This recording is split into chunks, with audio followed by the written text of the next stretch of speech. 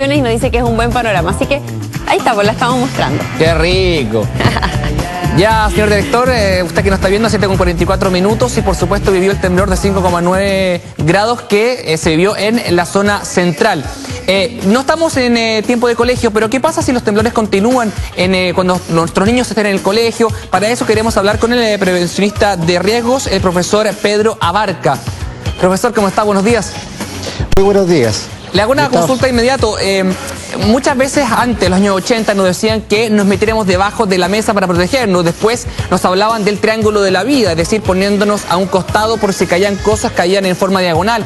¿Cuál es la forma correcta de reaccionar y para nuestros niños en caso de un terremoto o un temblor? En el momento del sismo, cuando se está desarrollando el sismo, lo mejor es inmediatamente colocarse debajo de la mesa. O bien, si no existe un elemento como una mesa que nos pueda proteger de la cabeza y el cuerpo y la integridad del cuerpo, buscar un triángulo que nos permita, o sea, un objeto que nos permita ubicarnos debajo de él en caso que se nos caiga algún tipo de elemento encima. Por lo tanto, ambas cosas se mantienen en vigencia. Sí, claro. Eso, sobre todo a nivel de colegios. ¿Qué pasa cuando estamos en la casa, hay niños y uno como familia tiene que tener un tipo de plan, ¿no es cierto?, para actuar en el momento en que ocurra algún tipo de sismo, sobre todo si es muy fuerte. ¿Cuáles son las recomendaciones? Bueno, la recomendación en primer lugar es ubicarse en un lugar, haberlo hecho previamente, ubicar lugares que sean seguros. Es decir, no cerca de objetos que se nos puedan caer encima, alejados de ventanales y ubicar, en el caso de que no tengamos un elemento como poder ubicarnos debajo de él, en la esquina, que son normalmente los lugares más firmes dentro de una vivienda. Ajá. ¿Qué hay de cierto que hay que pararse debajo de los marcos de las puertas?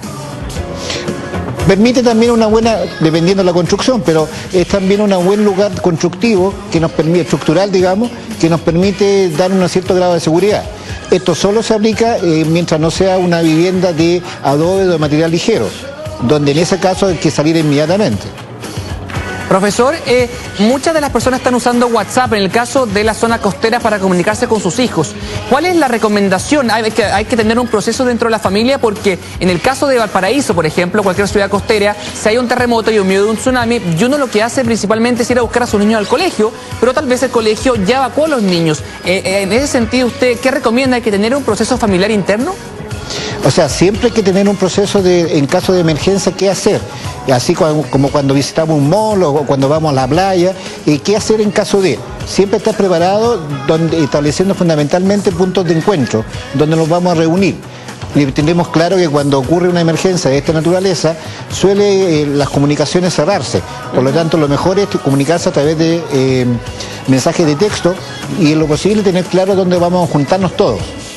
Abrir las puertas también sería una recomendación al momento en que hay un temblor, para que de repente uno tiene miedo de que puedan sellarse y después uno no pueda salir.